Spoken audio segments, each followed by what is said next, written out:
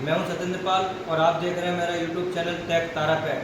तो आज मैं आपके लिए बताने वाला हूं कन्या सुमंगला योजना के बारे में, क्योंकि किसी भी योजना में आवेदन करने से पहले हमें उसके बारे में पता होना चाहिए कि उसकी पात्रता क्या है, या उस स्कीम में या उस योजना में हमें कौन कौन से लाभ मिलेंगे।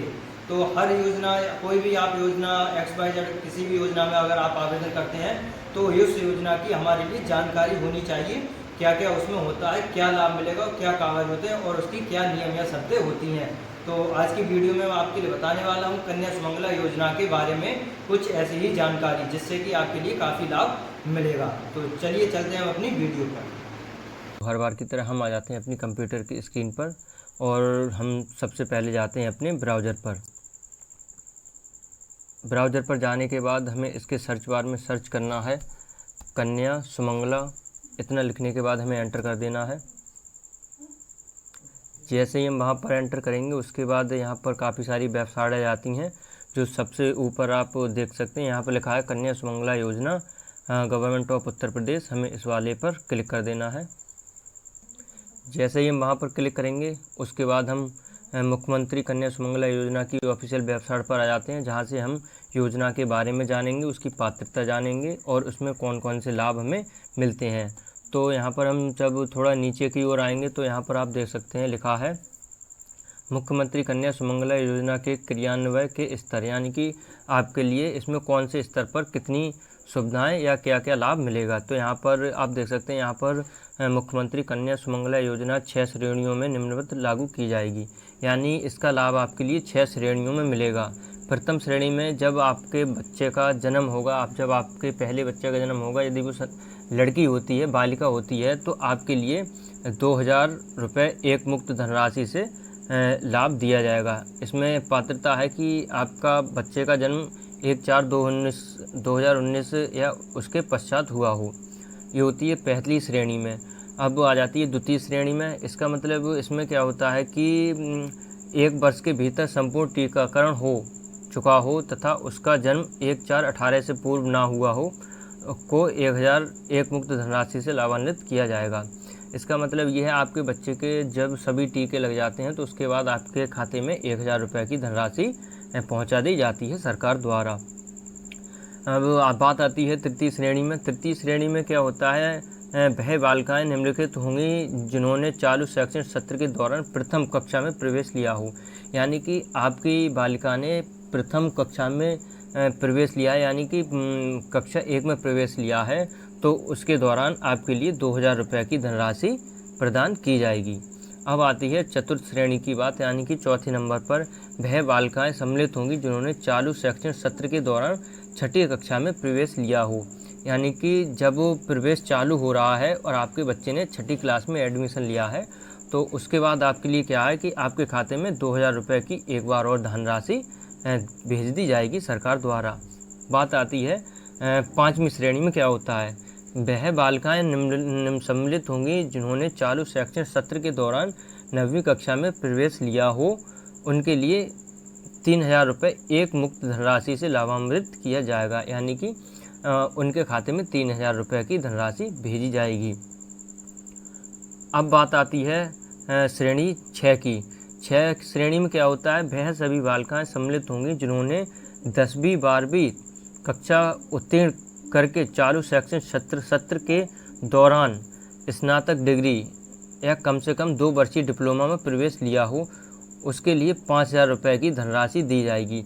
अब एक चीज़ और समझ लेते हैं इसमें, जैसे कि आपका बच्चा पढ़ रहा है और आपने कक्षा 2 में एडमिशन ले लिया और आपने उनका क्या है कि कन्या सुमंगला योजना में रजिस्ट्रेशन नहीं किया है, तो आप क्या करेंगे, जब भी आप रजिस्ट्रेशन करेंगे, अगर आपका बच्चा कक्षा 6 में आया है, क्लास 6 में आया है और आप उसका रजिस्ट्रेशन कर रहे हैं, तो उम्र के हिसाब से उसके लिए प्रथम श्रेणी और द्वितीय श्रेणी का लाभ नहीं दिया जाएगा।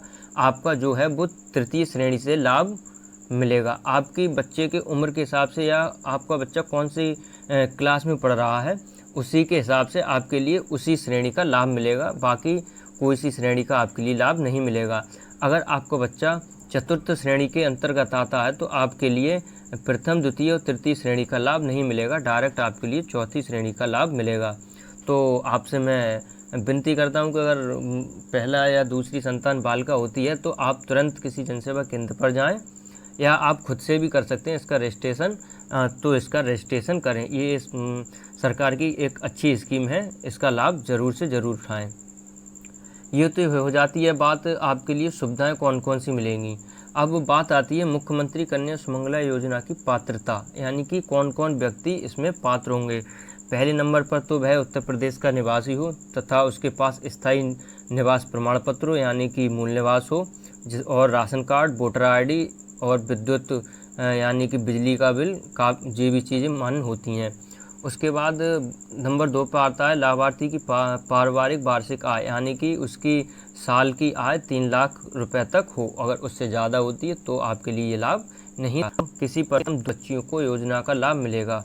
एक परिवार में केवल 2 लड़कियां ही इसका लाभ ले सकती हैं, बाकी किसी के लिए नहीं मिलेगा। अब नंबर 4 पे आते हैं, परिवार में अधिकतम 2 बच्चे हों। अब इसमें एक चीज़ और है, परिवार में बच्चे भी 2 हों। अब इसी दौरान अगर आप प्रसव के दौरान अगर किसी के प्रसव के दौरान अगर जुड़वा संतान पैदा होती हैं, अगर दोनों ही लड़कियां होती हैं, तो आपके लिए वो तीसरी लड़की मानकर आपकी एक लड़की के लिए योजना का लाभ नहीं मिलेगा। यदि 5 पे आते हैं, तो यदि किसी महिला को पहले प्रसव से बालिका है व द्वितीय प्रसव से 2 जुड़वा बालिकाएं ही होती हैं, तो केवल 2 ही को लाभ मिलेगा, एक के लिए लाभ नहीं मिलेगा। तो सब कुल मिला के बात आ जाती है केवल ये 2 बालिकाओं के लिए ही इसका लाभ मिल पाएगा। अब नंबर 6 पे आते हैं, यदि किसी परिवार ने अनाथ बालिका को गोद लिया हो तो परिवार की जैविक संतानों तथा विविध रूप में गोद ली गई संतानों को सम्मिलित करते हुए अधिकतम 2 बालिकाएं इस योजना लाभार्थी होंगी। तो 3 नंबर से 6 नंबर तक हमें इसमें यही बताया गया है कि केवल 2 ही बालिकाओं तक इसका लाभ आप ले पाएंगे, आपकी तीसरी संतान के लिए इसका लाभ नहीं मिलेगा। तो एक बार फिर मैं आप लोगों से यही गुजारिश करता हूं कि ये सरकार की एक अच्छी स्कीम है और आप इसका सभी लाभ उठाएं। जल्द से जल्द अगर आपका बच्चा इसमें क्या है कि कन्या सुमंगला योजना में अगर लाभ लेने के लिए है, तो आप कल ही जाएं किसी जनसेवा केंद्र पर, वहां से अपना कन्या सुमंगला योजना में अपने बालिकाओं का रजिस्ट्रेशन कराएं। बाकी अगली वीडियो में मैं आपके लिए बताऊंगा कि घर बैठे आप इसमें अपना रजिस्ट्रेशन कैसे कर सकते हैं।